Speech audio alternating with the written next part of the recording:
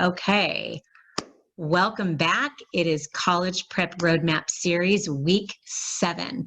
Really happy to be here again. This is our weekly opportunity to share with you, the viewers, up-to-date information that's happening in the educational space. We're also here to give you updated information that is important to you to plan as we navigate through this pandemic.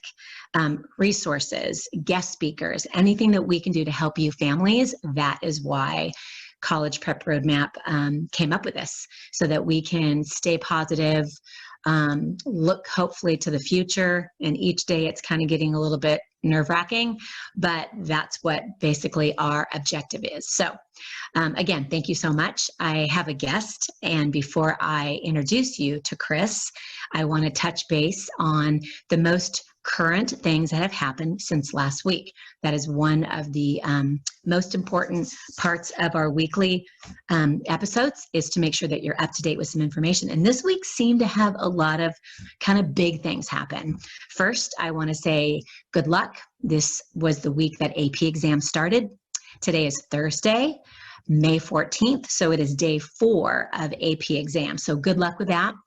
I have heard from parents I work with that there have been some issues. So what I'd like to do is I'd just like to touch on a few of those issues and some troubleshooting.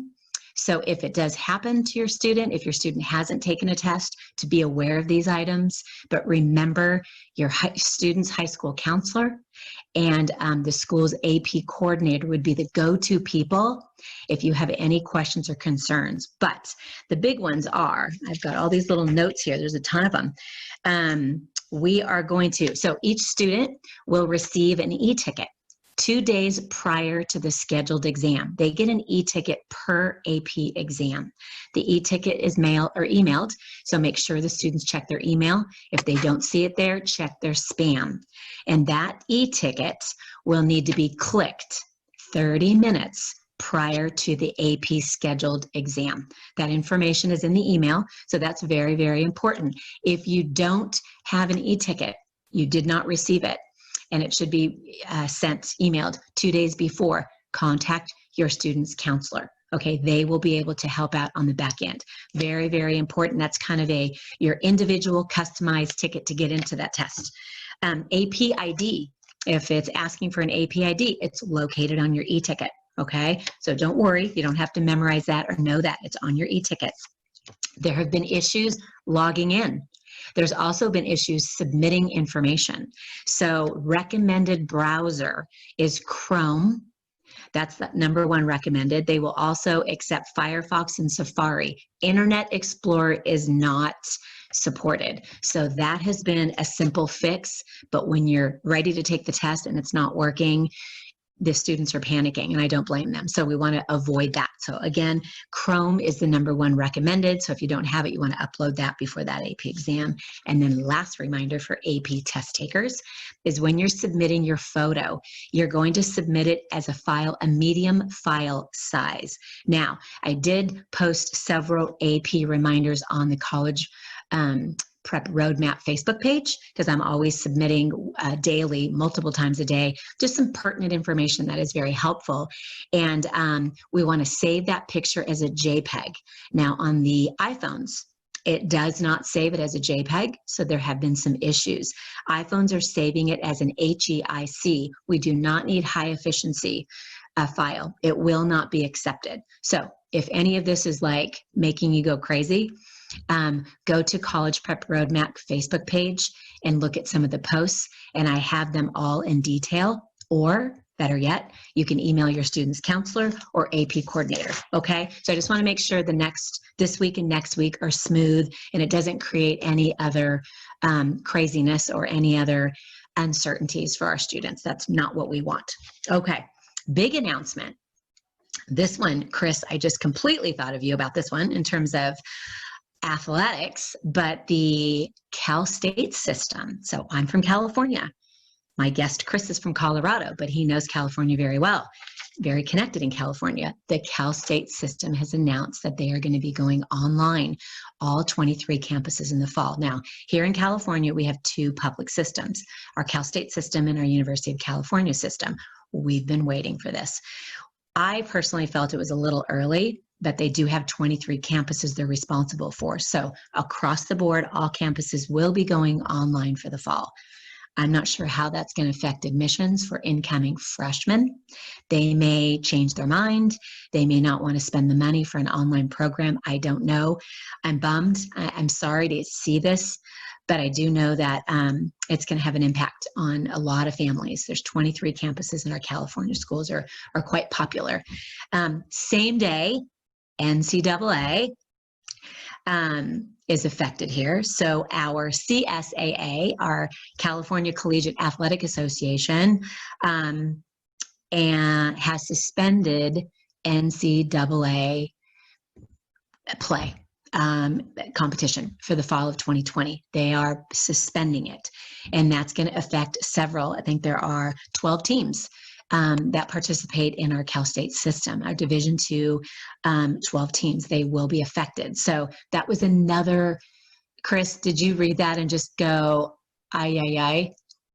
I'm glad you brought that up, Doreen, because if you didn't, I was going to say we got to talk about that announcement. And I don't remember even already.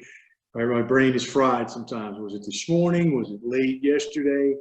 What we're a lot of people are worried, right? Because is that the first domino? Is kind of my question. We're looking at football.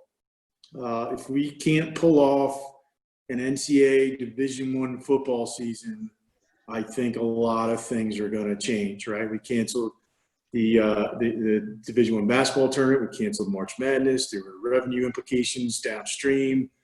And if we can't do football, what's going to happen? Now, I know the Cal States have said previously we can't do, or CCAA actually, I think, said previously, if we can't have kids on campus, we can't play.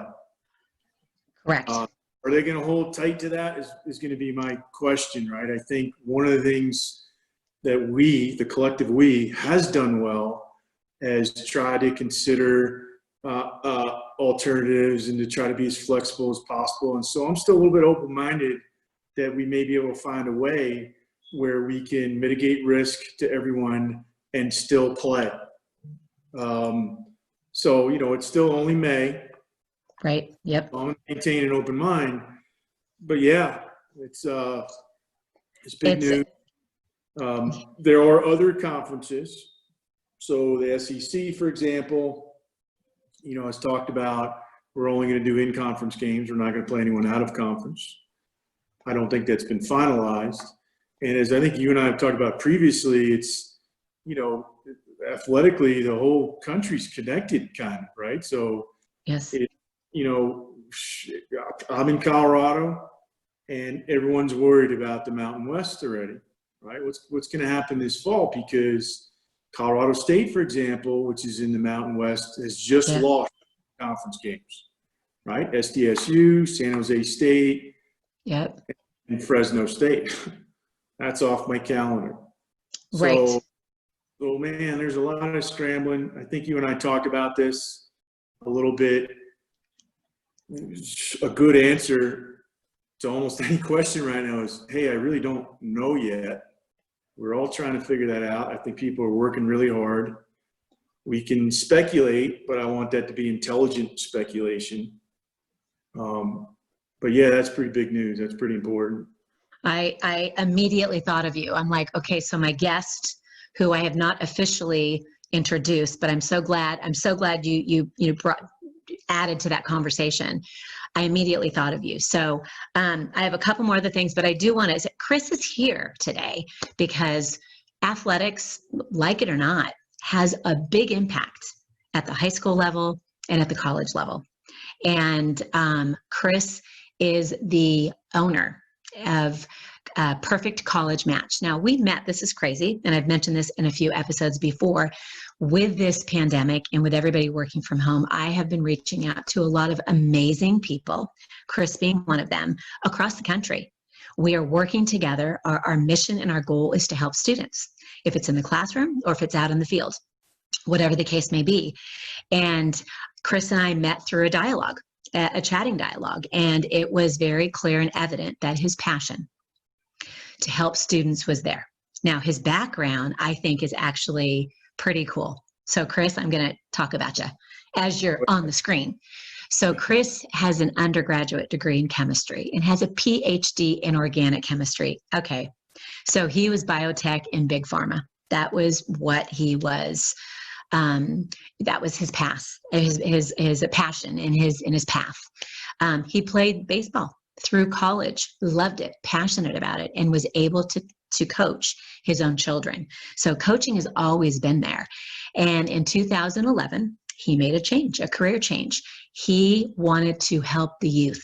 He wanted to advise them and guide them correctly. He was working for a big recruitment agency. So he had hands-on experience, firsthand, front of the line, right there on the front line, working with these agencies, and it didn't feel right. So that's the one thing that kind of clicked with the two of us. I worked 28 years in a high school, absolutely loved it, but I knew that there was more and I wanted to go independent. So College Prep Roadmap is independent and Perfect College Match is independent. Chris is now working with athletes. He's an academic advisor. So it's not just sports. His goal is to advise parents and students the correct way, but making sure that the academic piece is a priority. That's what stands out. That's what I appreciate because I'm a big believer. I love sports. So in just a second, I'm going to switch the mic and I'm going to have Chris tell a little bit more about what he does, things to be aware of, things to avoid, and I will be asking him some questions. But a couple bullet points that I just wanted to bring up, besides those two wow factors that kind of blew my mind yesterday, was yesterday, the 2020-2021 federal student rates are published. So typically in the month of May, when seniors in high school are applying for student loans, federal student loans, or parents are looking at a Parent Plus loan, the rates are identified and published in the month of May. So it has been the lowest in the last 10 years. So for the federal rates, federal student loan rates for an undergraduate student, it's at a 2.75, which is very, very low. For parents that are looking at borrowing through a Parent Plus loan, their interest rate is a 5.3. I think that's important because a lot of parents are looking at interest rates and they're not sure if they're going to go with a Sallie Mae loan or a bank loan or a federal loan. So I think that was important to bring up to today for today's discussion. So those are my big highlights. Continue to do well, continue to do your assignments online. Distance learning is not easy. We are getting close to the finish line. There's a lot of students graduating this month and the beginning of June. So hang tight. You're almost there. Keep up the good work. Everyone, elementary school, middle school, high school, and college. This is going to be a unique and interesting ride, and we don't know what's going to be happening in the fall. So stay tuned. Make sure you check out College Prep Roadmap Facebook page, trying to keep you updated and current. Okay. Thank you. Now we're going to talk to Chris. So the big thing about sports, in my experience, Chris, correct me if I'm wrong, I worked at a school. It's an all-boys school for 28 years. So I was very involved in the athletic piece, not as a coach and not as a recruiter, but my student athletes, I would be working with closely. And, it's very clear that when a student plays high school sports, whatever sport it is, and they're good at it, they have this, dream of going to the big league. I want to go to college. I want to play at the college level. And there's so much involved. And that's why I felt that Chris has so much to share with us. It's kind of behind the curtain stuff, things that we need to know now. So I'm hoping my viewers, if you're 7th grade, if you're 8th grade, this is good information. I want you to know now before it actually happens. And if your students are in high school. So on that note, I'm going to pass it off to Chris. Chris, if you could just tell us a little bit about your background and a little bit about what your program offers and how parents can understand this process and things that they can be aware of and things to avoid. So again, thank you so much for being on my show. Great. Thanks, Doreen. Thanks for inviting me. First off, just want to say, great thing you're doing here, right? You know, we've talked about that. The people that I like to work with are the ones that A, have expertise, and B, they really honestly care about kids. So we're just trying to help kids right here, right? And this is a completely free thing that you're doing right here, right? So get some valuable information and use it in a troubled time to advance your case forward. A couple points to make. You and I have talked about this, I'm sure. When I look at what I do, and I work almost 100% of the time with athletes, I will occasionally take a kid that's not an athlete if I'm the right person for that kid. But when I look at it, it's what you do and what I do is the same thing, really. It's the same thing. What you do for a non-athlete is the same thing as what I'm doing for an athlete. Okay, so that's one good way to look at it. Mm-hmm. I may have told you this story. I was in a meeting many years ago, way out on the eastern plains of Colorado. I remember driving for so long. I said to myself at one point, holy cow, I've got to be in Nebraska by now. I'm sitting at the dining room table with this family. It was a volleyball player. And I'm an hour into this meeting, and Dad interrupts me, sitting directly across the table from me. He interrupts me in mid-sentence. And he says, oh, wait a second, I get it. You're Jerry Maguire. That's who you are.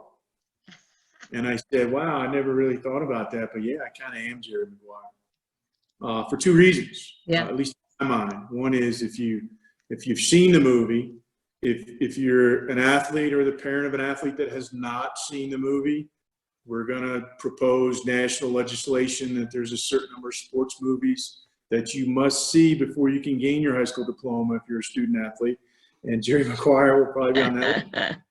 But the two things were, first of all, Jerry sat down at one point and he said, what are we doing? Are we really doing the best for our clients? And what can we do differently? What can we do better? And he came up with that manifesto, right? Now, he didn't know what to do with it quite afterward. He spent a whole movie figuring that out. But remember the manifesto, and Doreen really kind of alluded to it, right? I worked for a big recruiting service, and I hated it. It didn't take me long to understand why I hated it, and that's why I started my own shop. The second thing is remember how personally invested he was in Rod Tidwell. And, to be fair, I think Rod was his only client at the time, so Jerry had no choice. But we think about that a lot, right? About really being personally invested in the kids that we work with. What else do I want to say? You talked about athletics. As you were talking, I was thinking two things.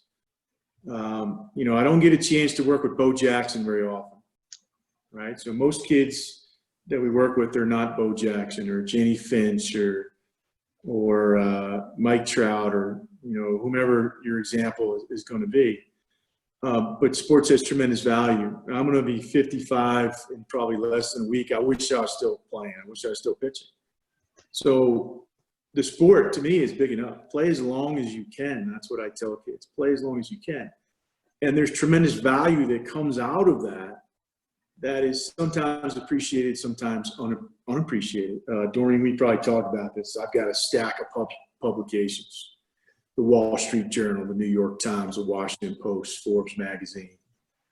And it's the same story with a different name. It's why employers prefer to hire athletes. Mm-hmm.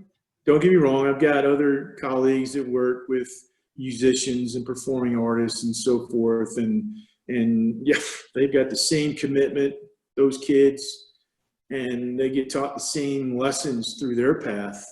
But I'll tell you right now, there's nothing better than competitive team athletics to teach you the things that you need to know as you go forward with the rest of your life. So that's one thing. And more in the near term, since you're probably not going to be Bo Jackson, you're not going to make a living throwing, hitting, kicking, catching a ball. What does your sport do for you? Well, here's what it is. It's a tool. It is a tangible, marketable asset to help you find what you're looking for, namely the right school, the right education, the right experience, and the best price for college. That's the way we use it. So we've had lots of kids, and I can tell you many more stories, that got in to the place that set them on their path for the rest of their life. And they never would have got in without being recruited to play there. So I've rambled probably a little bit. You can steer me more. I can talk more. I know you prepped me. You're right. Yes. And I've got some questions. I want to know 3 things. I want my people to walk out of here with 3 take-home messages. These are the 3 things I have to know. And I also want them to know 3 things that we don't want them to do. I think sort of that's the way you said it. Those kind of get connected for me. Okay. And we'll see throughout here, I think, right? There's a lot of, everything's connected. But I can start talking about those, or you can further steer me. No, that would be great. I think we've got viewers that are going to be at all different levels, in terms of ages. So I think that's perfect. That's a perfect segue. If you're a parent and you are looking to best support and showcase your student athlete, we know that academics is number one. You got to have that, in addition. It doesn't have to be a 4.0. I'm not putting a number to it, but an understanding of your responsibility in the classroom. So 3 things that parents should be aware of if they are, looking at supporting their student at the college level. So Chris, if you could share those with me, that'd be awesome. So my perspective, and I thought about this, I'm going to keep these all pretty top level. I could drill down. I have a list of 19 things, right? I bet. Yeah. I'm going to keep these pretty top level. The first one is this, right? If you walk away with one thing, here's what you need to understand. You need a plan. You need a plan. Your kid, your son or your daughter needs a plan for the future. Now, a lot of people think my job is to get a kid on a college roster. I've never, ever thought about it that way. It's to help him or her enable their future. That's what it is. It's to find their path. And to be fair, and I think, Doreen, we probably talked about this, I don't personally think that every kid should go to college, needs to go to college, right? So when I say a plan for the future, that covers everything. I said it already. What I do with a student athlete is the same as what Doreen's going to do with a non-athlete. It's the same as what you should be doing if your kid is not even going to go to college. I want a plan. What I see on the athletic fields, we're going to talk more about this. Kids are working their tails off. They're great kids. Their parents are supporting them. They're traveling all over the country. They have private coaches. They're spending money like it's going out of style. And here's the reality. More than 95% of the time, they have their fingers crossed. Hope is a word that I have come to dislike. I hear it all the time. I hope it works out. I hope my kid plays great at this tournament and gets seen. I hope her new video is great and coach recruits her. I hope. I don't want kids to hope. I don't want them to get on their knees and pray that it works out. I don't want them to have their fingers crossed. I don't want them to buy Powerball tickets with their future. They need a plan. So that's really what I do. We give kids a plan designed specifically to enable their goals. And then we guide them through the execution of that plan. So that's number one. You got to have a plan. However you get it, whether you hire someone like me or you use someone like Doreen, whether you can truly do it on your own, because that's possible too. Mm-hmm. You have the knowledge, the requisite knowledge and the expertise, and you have the time to apply to that directive. You could do it on your own. And there's various stages in the middle, right, where you can gain access to certain tools to help you affect your plan. But however you do it, make sure you have a plan. That's message number one, okay? Number two, to me, is more in the athletic space, but we can draw parallels. I talk about the vortex all the time, capital T, capital V. What do I mean when I say the vortex? Well, youth athletic business in America was estimated recently as a more than $19 billion business. 19 billion. Wow. I can tell you with pretty good confidence is wrong. The real number's higher. It might be twice that. So when I talk to parents, what I tell them, your starting point must be, now granted, I'm from New York, so it's in my genetic code to be cynical and sarcastic and be somewhat untrustworthy. You got to be aware of this vortex. Your starting point should be this. everyone wants my money. That's where you start. Everyone wants my money. Now, the most important part of my background is simple. I've been through it 3 times as a parent. Everyone wants my money. Now, here's what I know, because I did it, right? Or, like I just said, our kids are busting their tailbones. They're great kids on the field, in the classroom. They're working hard. And because of that, as parents, we want so much for them, right? We want to see them succeed because of all that. And where it puts us a lot of times is in a position where we can be easily taken advantage of. We assume, and honestly, it's not a bad assumption. We assume coach is there for my kid. The athletic director is there for my kid. The club director, their club coach is there for my kid. The tournament director, the camp operator, the recruiting service, they're there for my kid. That's what they're supposed to be there for. That's what it seems like. That seems pretty reasonable to me. But here's the reality. That doesn't happen very often. Youth athletics is not about kids. It's about money. That's what I'm going to tell you. Yes, there's some tremendous exceptions. I know a lot of them. Incredible people. Really good, and they care about kids. But trust me, don't just hand your dollars away. I did a post, I think, yesterday when I asked, because this came up in a conversation, are you drinking the Kool-Aid? Are you following the herd? Do you stop to ask yourself why? Because, exposure, we'll get more into this, I think. Exposure and recruitment, for an athlete, exposure and recruitment are 2 different words, or 2 different things. They're not the same. So don't just drink the Kool-Aid, follow the herd, and think you're going to get somewhere. You need to be critical. You need to be somewhat cynical. You need to ask, what value does this provide to me? So that's number 2. You got to be aware of the vortex. Number 3, I know we talked about this. I mean, I like this one. Again, I was, how did I get here? I was driving east, Colorado State Highway 66, many years ago, driving to an appointment. And it occurred to me, and I wondered why it didn't occur to me sooner, to be honest with you. I think I'm a pretty damn good coach. And I've always spent a lot of effort to assemble a really great coaching staff. But I realized, again, how many Bo Jacksons do we get a chance to coach? Over all of those years that we may spend doing it, however good we are, how many kids will we actually have that go on to play at the D1 level, for example? So given that, what are we really doing? What are we teaching them? Well, the thing that occurred to me at that time, first and foremost, is we're teaching them about character and integrity. So don't forget that. But for the purposes of this discussion, I'll focus on something else. What we're doing, what we need to understand is that everything we're doing now is just training for later. It's training for 20 years from now. Yep.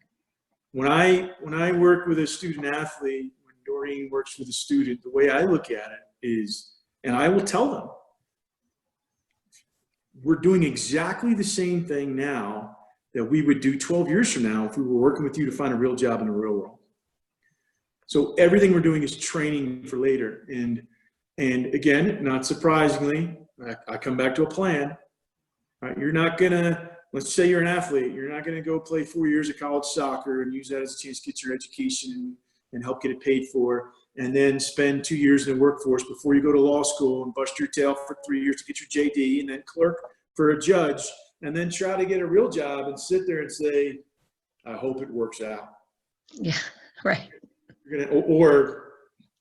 I'm pretty good. I got 2 degrees. They're just going to come for me. It doesn't happen that way. You need a plan to enable your goal. And we talked about this over the last recent times. One thing that I focus on a lot, right, of all the things we're trying to teach kids, the messages we're trying to give to them is, I don't know if there's anything that has more value or more power than proper networking. Knowing how to network with the right people, understanding how to build relationships, to build productive relationships. Look, I'm an analytical guy. I'm a PhD chemist.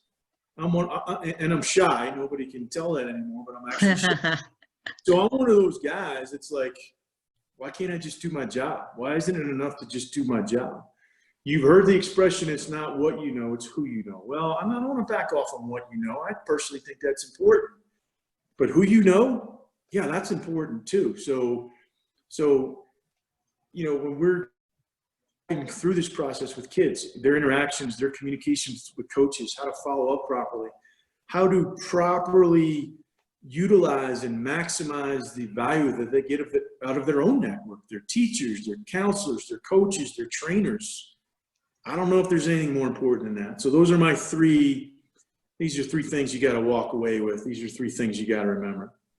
I want to just highlight, and I so agree with you, like 1,000%. It has to start with a plan. And I do say, I mean, I personally on the academic side and always on the athletic side, I think parents tend to put that off until later on, let's say junior year of high school. What is your plan freshman year? What classes do you want to take? What extracurricular, what sports do you want? Have a plan. When are you planning on taking an SAT or an ACT? Because guess what? When you write a plan, it's in pencil. It's going to be moving. It's a working document. Things are going to change. Students right now, if you had a plan written and the tests that you were scheduled to take, SAT, ACT, are now canceled, what's your backup? Oh, if you don't have a plan, you're in hot water because it only creates more anxiety. And if the plan doesn't have a backup, then that's also going to add another layer of uncertainty and what am I going to do? And oh my gosh, everything is horrible. No, it's not. You're just going to pivot, but you need to know what your options are. You need to ask questions. You need to be a detective. You've got to find out all that information and put it together and have a plan. So I appreciate that, Chris. It doesn't matter if you're an athlete. It doesn't matter if you're, 10 years into your career as an adult. You got to have a plan so that you can work towards that and adjust it if it's necessary. So, I mean, that's huge. I have a question because you mentioned using resources. Another fabulous point. Resources that you have right at your fingertips on campus. Use those people. But you made a point about relying on coaches or ADs or club coaches in terms of supporting the athlete. When would a parent know that they need to get the extra support, the extra exposure to hire someone that has experience? That's another thing. You've got the experience. We have to rely on experience. You hear about these high schools that have a promising program and the students are recruited and they do really well. Is it necessary? And what types of questions would you ask a recruiter if you were looking to hire one? That was a lot of talking, but in terms of, shopping for a recruiter and if it's necessary. So if you're looking at a recruiting service, right? Because we've had this discussion, right? I mean, I know if I go to the field and I start talking to people, they're going to say, oh, you're a recruiter. I'm not a recruiter. I know I'm a little hypersensitive on that point, but I'm a college advisor. I just happen to work with athletes. Those recruiters, those recruiting services, their focus is on athletics. And because of that, they have to shove you into the athletic pipe to justify what they just charged you. And they do a poor job of seeing the big picture. They do a poor job of having proper perspective, right? I said this earlier. You probably will not make a living throwing, hitting, kicking, or catching a ball. So the weird, somewhat enjoyable, paradoxical thing in a way is it's actually not football, as it turns out. It's not about soccer. It's not about softball. I have to put softball into proper global context, which is not just college, it's beyond college, okay? So I'm probably rambling here a little bit, but here's a good question. If you were talking to one of those, at least in my view, here's a good question. When should we begin? When is the right time to begin the recruiting process? And here's why. Because here's what, I won't name names, but here's what a lot of them do. They will tell you that you can never get started too early.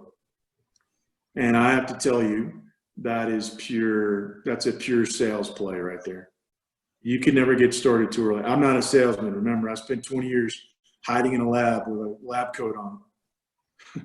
So I'm not here to sell. they're using that standard sales tactic. Identify the wound, open it up, pour salt in it, make it hurt so that you can come in as a knight in shining armor on your white horse and charge whatever you're charging to get them to throw their check on the table. You can never get started too early. That's just ridiculous. You can get started too early. And I'll give you a couple of examples. Let's say you're a pretty good player and you have Division I goals. I'll stay in SoCal. And I'll just use softball then, right? Because, you know, I did my doctorate at UCLA Bruins, Sue Enquist, maybe the greatest softball coach in world history. Yeah. 11, maybe even 12 national championships. So you want to play for UCLA. So what do? You put a video together, you go to camp, you're going to present yourself to UCLA because that's where you want to play. The problem is right now, this day, whether you're 7th, 8th, 9th grade, even 10th grade, you're not even a candidate for the Bruins. You have no chance to play there. You know what's probably going to happen? You're going to get crossed off the list. Once you were crossed off the list, it's almost impossible to get back on the list. Now, 10 months from now, when you have matured, you have found the right coach for you, it is your time. It's amazing how much better kids can get in a very short period when it's their time. 10 months from now, you are actually a candidate for the Bruins. You have one problem, though. You're off the list already. So that's one example of you can get started too early. Now, why does that situation happen? Well, because we know doors close first at the top of the mountain, right? The big Division I programs, the Power Fives, recruit earlier. They fill their spots earlier. We've enacted changes at the NCAA level to try to slow the speed of early recruiting. So you're worried that if I don't get my foot in the door now, I won't have a chance later. But the reality is your foot's not getting in the door. All you've done is close the door. So it's better to wait. Maybe that door will still be open. Maybe it'll open again later because the kid they thought was going to be a Bruin flipped to Stanford, and now they've got a spot. Who's that kid? She looks pretty good. So you absolutely can get started too early. I'll give you another example. The earlier we try to project a kid, the wider the error bars are, right? The earliest case I think I'm aware of, and again, I'll try not to name names, was an 11-year-old kid committing to a Power 5 program. Wow. How do I project an 11-year-old? I don't know what that kid's going to look like as a junior in high school, let alone a junior in college. But here we go. That kid was made an offer, and that kid verbally committed on that offer. But that still, is ludicrous. That is crazy. Can I tell you that story? No. Jeez. So you know, if I'm looking at an 8th or 9th grader, I still know that I'm going to have error bars in terms of his or her projectability.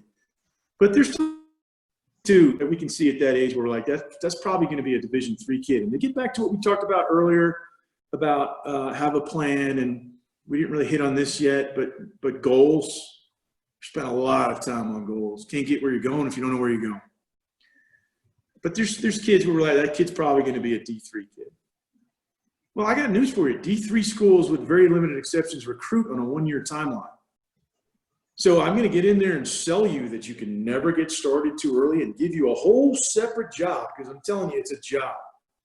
You want to be recruited properly by the right school and the right program, it's a job. So now here you are. You have your primary sport, or you're working your tail off, you're traveling all over the country, your parents are spending money like it's going out of style. You got private coaches, you're playing a secondary sport because hopefully you're doing that. You've heard about the value of multi-sport athletes. You're trying to get to the classroom. And so now here we come along and we give you a whole nother job to do that you don't even need to remotely be doing yet. All we've done is dramatically increase the chances that you're going to get burned out and give your sport up before you ever get out of high school. Oh, totally agree. Amen. So for me, that might be a real great way to cut right to the chase, man. Well, when should we get started? If they tell you can never get started too early, you probably don't want to be there. So would it be safe to say, if I have a 7th and 8th grade or 9th grade student athlete right now, is to stay the course, stay in my lane, work on my sport, work on my skills, perfect, improve, be the best me. Would that be, and then about 10th grade and maybe even 11th grade, would it be start talking to people, someone like you, someone that's got the connections, that's morally, ethically lined up with the student's best interest? Would that be fair to say, or? Yes. Right. Okay. So, to be fair, some of it could be semantics. When you say start the recruiting process, what does that mean? Yeah. Okay. It's maybe prepare to start the process. I'll still get asked this question a lot, right? What do I do with my sixth grade? Well, here's really what I want you to do with your sixth grade. I want to make sure that kid is really having fun playing the game, really enjoying playing the game, and that kid is getting all the quality competition and instruction that we can provide for that kid, that the kid demands, not the parent, that the kid demands. Right? We've probably talked a little bit about this, right? I think we see it on the academic side too, right? The parent wants it more than the kid does. Oh yeah. So I want that kid to play and grow and learn to love the game and be happy. One of the things we've learned, I may have told you this story, is we watch their face. We watch the kid's face. The face tells us a lot. And I know it's harder in some sports, right? If you're a football player, an ice hockey player, a lacrosse player, it's a little bit hard to see your face at all times. But we see kids. They're having the time of their life. And then we see juniors and seniors sometimes, and we're watching them play in actual competition, and we say, good Lord, that kid's not even having fun right now. Oh. So that's something to pay attention to. So sixth grade, I want you to I'm not even really thinking about college at all. Seventh and eighth grade, we maybe start to prepare a little bit more, right? It's still, in my mind, it's certainly not the recruiting process, unless you're a freak, you're a phenom. And it's not, I'm not even really thinking about college. I'm thinking about, as a student and as a family, how do I develop the proper habits to succeed when I get into high school, and to succeed again when I get into college? How do I hit the ground running as a ninth grader without adding risk to me? You were talking about this earlier, and I think about a lot of kids as ninth graders. College seems so far out to them. Mm-hmm. They don't think they need to worry about it. They have a bad year academically as a freshman, without the understanding that freshman year contributes 25% to their record, just like any other year. So how do we develop the right perspective? How do we develop the right habits? How do we manage our time? How do we study? I think, again, in the modern era, we've got all these distractions. We've got electronics.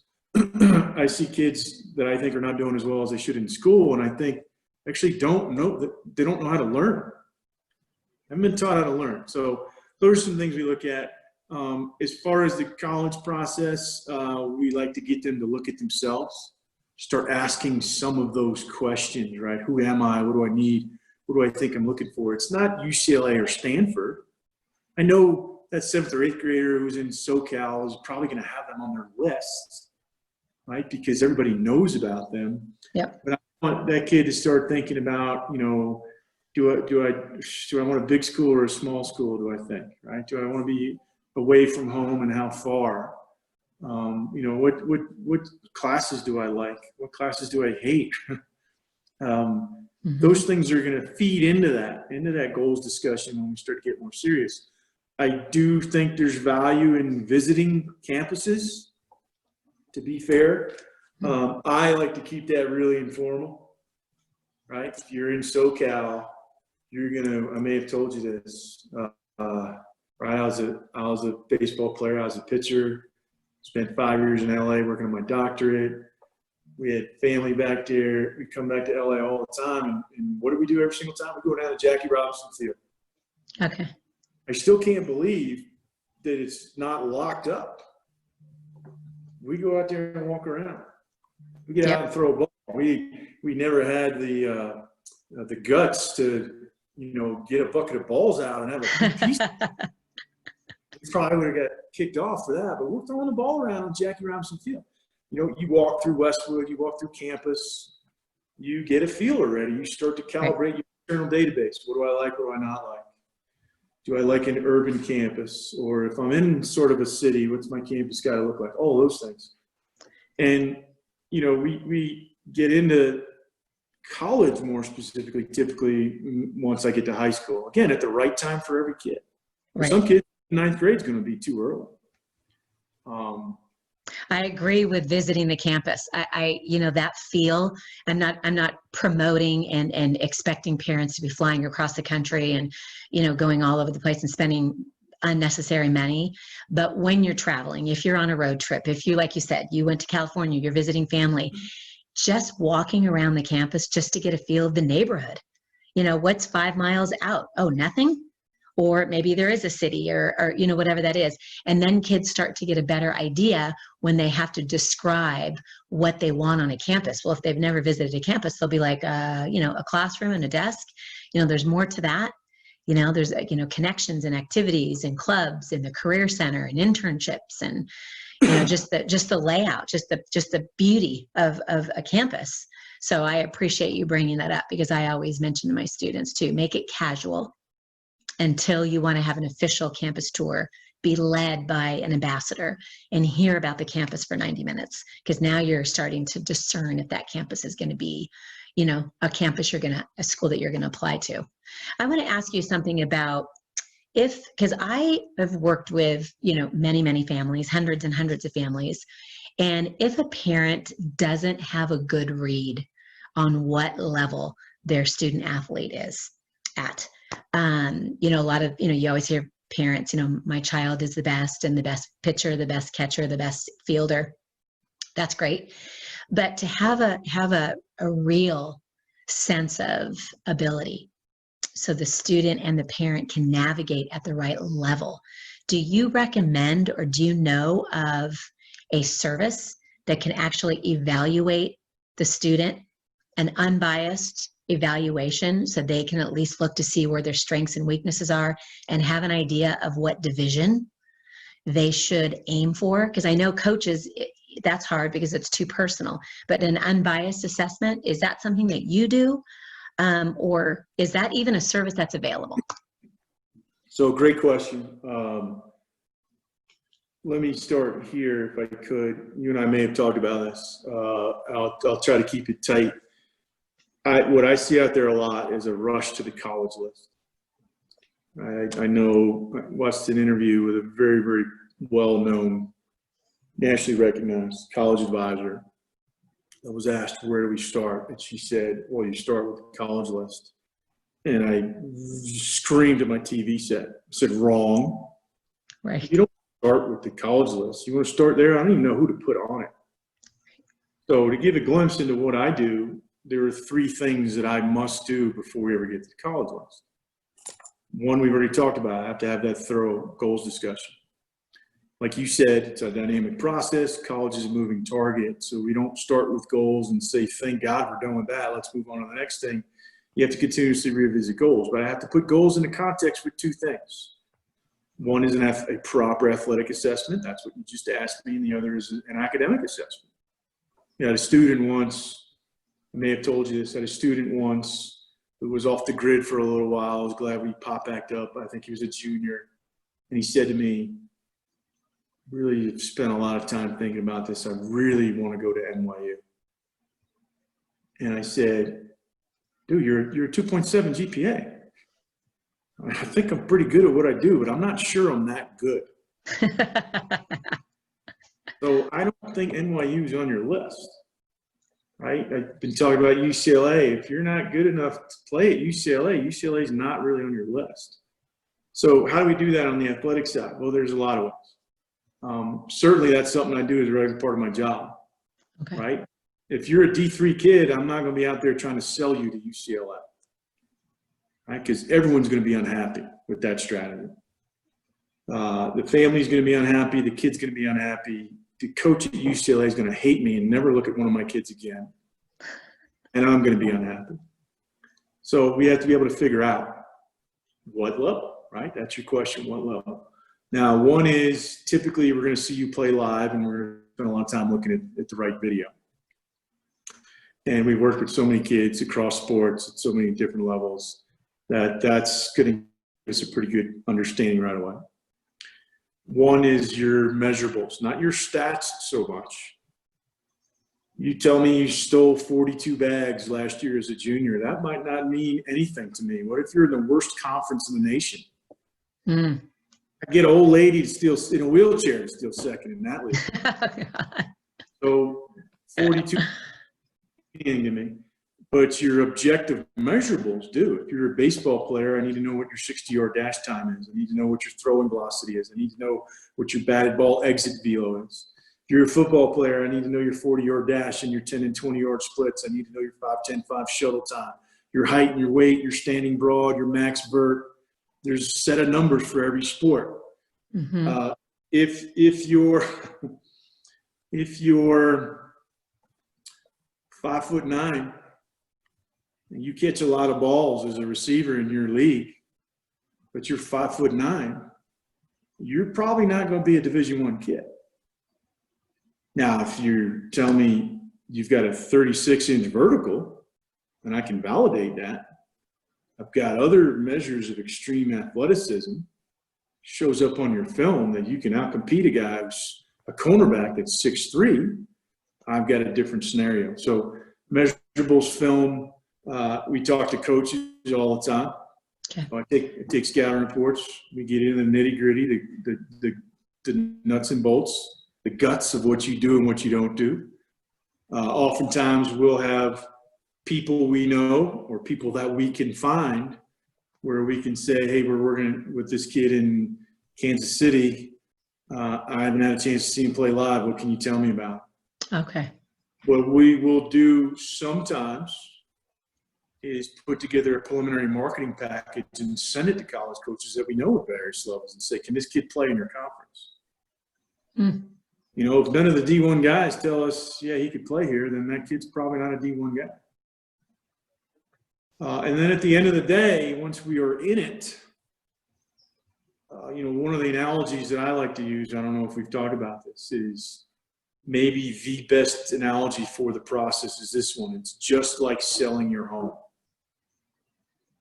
Now, a lot of people, when they decide they're going to sell their home, they think they get to decide what they're going to sell it for. Oh, let's sell it for $500,000.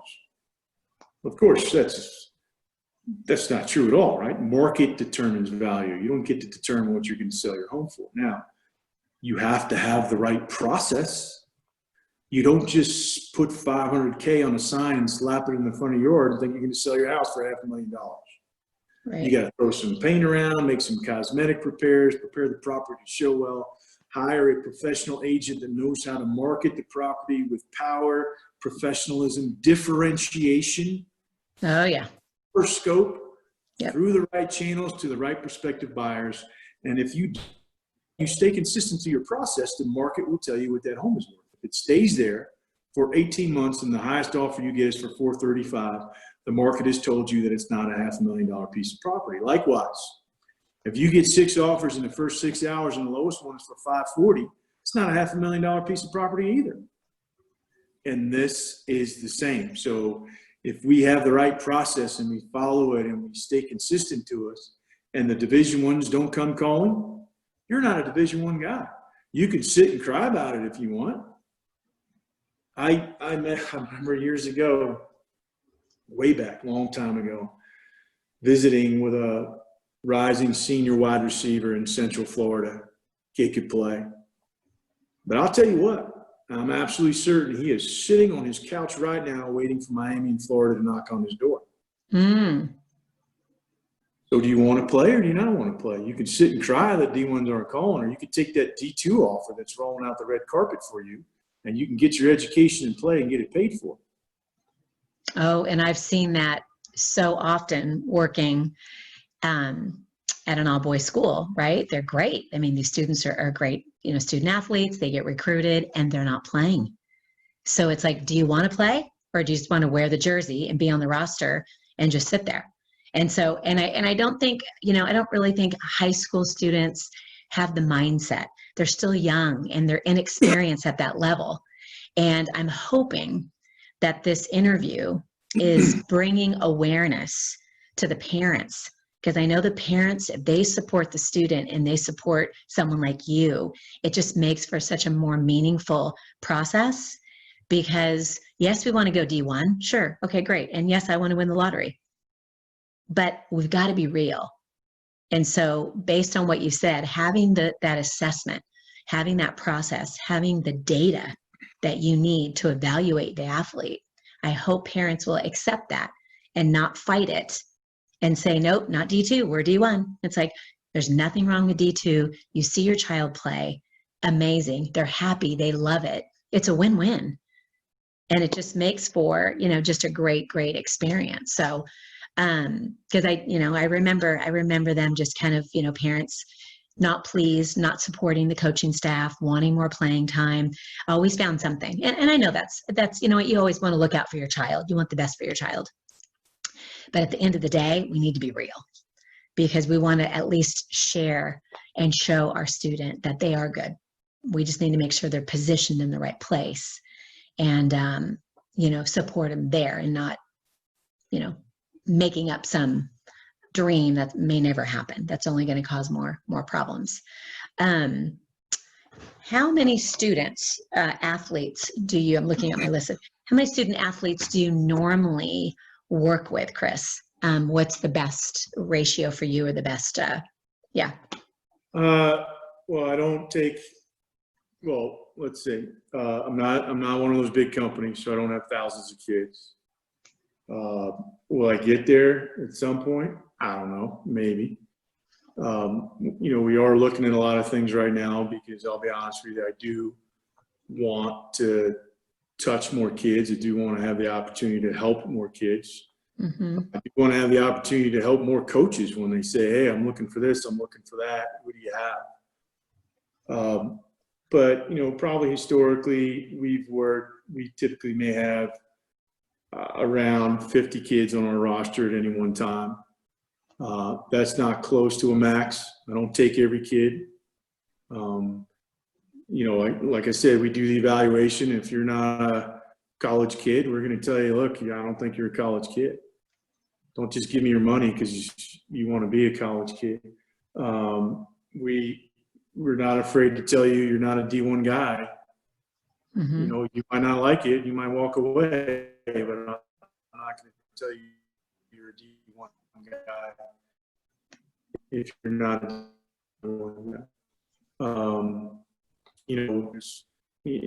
I am spending more time thinking about how to duplicate myself, right? How do I scale myself? Yeah.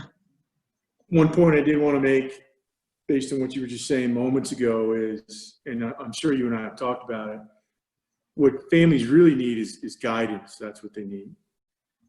Right? There's tools that are out there. So, we talked about recruiting services earlier. The way I look at them, really, pretty much all of them, is they're tools companies. They've got some tools, got some good tools. If you know what to do with the tool and you have the time to apply it, you can get value out of the tool. If you don't, you might get anti-value. Right? The layman's example that I've always used is, if I put a circular saw in the hands of a guy who doesn't know how to use it, how far is he going to get?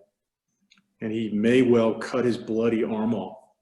So it's really the guidance and, behind that for me a lot. And again, like I said, I've been through it as a parent, and I think it's hard.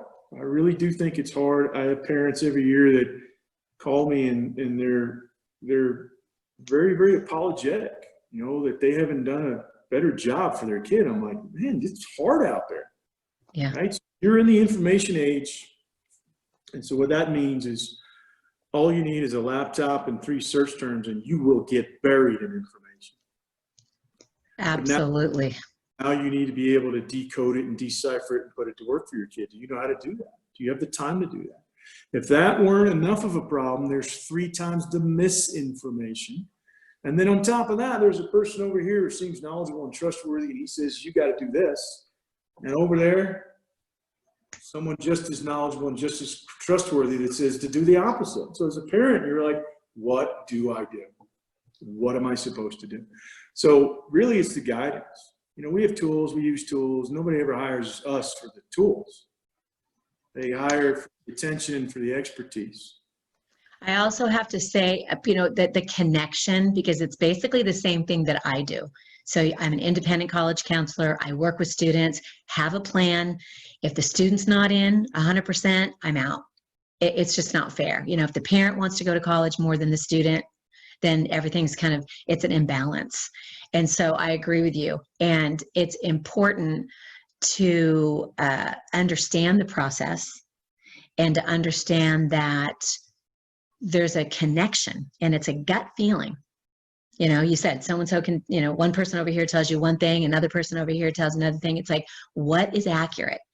And it's experience. People that have been doing what they're doing for years, and they know where to find the answers if they don't know them. It's okay that you don't know an answer, but I'm going to find that answer for you, and I'm going to get back to you within an hour or two. And that connection and the I know it's personality. I just think personality, values, morals, how everything lines up is important when you're, looking for an outside service. And not everybody needs it, or not everybody can necessarily has the means for it. But if you find the right service and it's priced right, it really adds value to the relationship at home.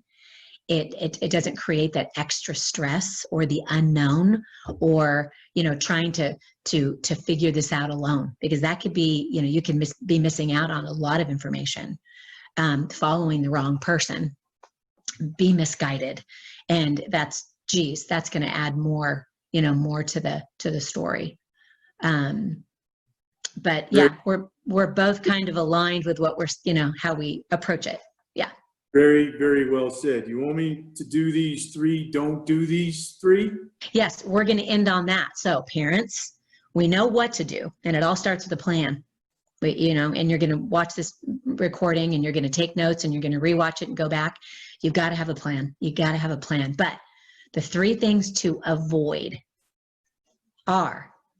So again, I can make a longer list, but here's the three that I decided. These are what we're going to roll with here today. Number one is, as a parent, you have to understand that coaches are watching you. So don't be a jerk, if I can put it that way. Don't do that are going to get your kid unrecruited, because it's all the time. It really does happen all the time. I could spend the next 3 hours telling personal stories. So don't get your kid unrecruited. Your kid needs to, so don't be too involved. Honestly, even with what I do, I talk to college coaches regularly, but I try to get in and get out. I'm a facilitator. That's what I am. The student athlete has to sit front and center and stand on his or her own 2 feet. No one's recruiting me to play ball in college. And what I tell my kids, is until it's very late, until it's getting to be decision time, until we're talking about the details of your offer and so forth, coach doesn't want to even know that you have parents. So I could talk more about this, but don't do something that's going to get your kid unrecruited. And that includes your behavior at games. Good point. Wow. Watch what you're doing. Coaches are watching your kid play, and it's not that hard to figure out who their mommy and daddy is. And they're watching you. So don't get unrecruited. Second one is, don't make bad videos. Okay, so if you metrics on all posts I've made on social blogs and all talk about, it's probably going to be the last in terms of being the most common. And here's why: because there's at least 2 reasons why. For most kids, almost every single your video is going to be coach's first. Okay, but here's what I'm also going to tell you: kids in the country that have video that's hurting them, than kids that have video that's. There's all sorts of people out there making video. Okay. Don't spend any money on video. We had a kid years ago, I won't tell you what sport, was in an exposure tournament somewhere, and paid the tournament's preferred video vendor. Oh, Spent $750 on a video, and honest to God, we got 20 seconds worth of value out of that video. So $750 for 20 seconds. wow. You have to know what coach wants to see. You don't want to hire someone, at least not to do the edits and production, and maybe to shoot, but you don't hire someone in video or real estate. You write video, because what did I say earlier? Crossed off the list. It's very hard to get back on the list. And I was at a showcase where I asked a Division I head coach, as we stood behind the backstop shower, what's the least amount you ever spent looking at a prospect's video? The answer was 4 seconds. 4 seconds, that kid got off the list. For all we know, that kid could have been a perfect candidate for that program. We'll never find out. Video got flushed in 4 seconds. So don't make bad video. And then the third one is something that I should talk about more, to be honest with you, which is this: don't add risk. Okay, so college coaches don't like risk. And here's the reality. Every decision in the world is made on the basis of risk assessment and risk. The more risk you ask coach to take on in your recruitment, the better you need to be as a player, and the better you need to be as a prospect, the higher you need to project. Because if you want him to take risk, the odds are he'll go find a kid that does everything you do that won't make him take that risk. Unless you're Dexter and Jenny Finch. And so there are 3 types of risks that we typically like to focus on to make sure kids understand. The first one I won't talk too much about, because a lot of that's out of your control, and that's athletic. Right, so what do I use the example 9? I think Chris, our connection. Going to play division. You're asking coach. Are we good now? It just keeps going in and out. So keep going. You're talking about the first one. Good now? Yeah. You have to athletic risk. If you're 5'9", you're probably not going to play Division I football unless we have a very compelling story to tell coach. Or like I mentioned earlier, you don't play like a guy who's 5'9". You're incredibly athletic. You run a 4 on the outside. You got a 36-inch vertical. I'm going to tell coach, you want to see him as 5'9"? That's great. You should look at him as 6'4". He plays like he's 6'4". But focus on that one, because you can't control whether you're 6'6" or 5'6". It's out of your control. Risk. If I can find a 3-point, I may love everything you do. I can't wait to see it for them. But if 2.9 and I can find a 3.5 that does everything you do, and if you're not Bo Jackson, probably can, I will take the 3.5 100% of the time. It's that. It's what's behind your GPA. What does it tell me about your work ethic and this? And the other things that you're going to show up in my weight room, in my training facility, and on my field. So don't make academic risks. Like Doreen doesn't mean every kid has to have a perfect GPA. I love the kids I've worked with, they're 2 points. But if you're 2.5, bring me a 2.5. Don't bring me a 1.9. Okay? And the last one you've probably heard a lot about in the age of social media. Don't be an idiot. Don't add character risk. Yeah. Kids mix, that's okay. That's what they're supposed to do. But don't give me a long history of bad decisions and things that. So think about it that way. The more risk that you in your recruitment, the better you're going to. His coach will find someone just as good where he won't have to take it. Those notes. Don't get your kid unrecruited. Bad video. Don't add risk. Those are essential. And you forget about that. Parents don't realize you know, they have a role in this, and they could, you know, they could mess it up. So that's very, very important. I think we covered everything. I think the things that we wanted to cover were basically making our parents aware of what they can do, what to avoid, being aware of the importance of this process. And the great takeaway, one of the things is don't start so early, because if that door closes, you may not get a second chance. I hope everyone enjoys this interview. It is going to be recorded, and it will be uploaded, and it'll be there on College Prep Roadmap Facebook page forever, along with all of the other videos that I have been recording, all the interviews, I should say. And we will be back next week. Next week, we are going to have the CEO and founder of the CLT, which is the Classic Learning Test. This is the third test that's being used a little bit more often now during this pandemic for college admissions. So very excited to have Jeremy Tate next week. More information will be posted on my Facebook page.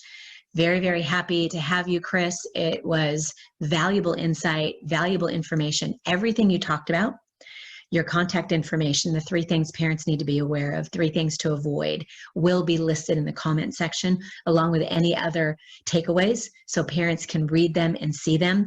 I apologize if the connection was a little off. You know, with Zoom, you just never know. It's busy. There's a lot of people on Zoom. So everything will be there and recorded. Have a fabulous Thursday. Thank you, Chris. We'll be in touch, and you take care. And I'm signing off here.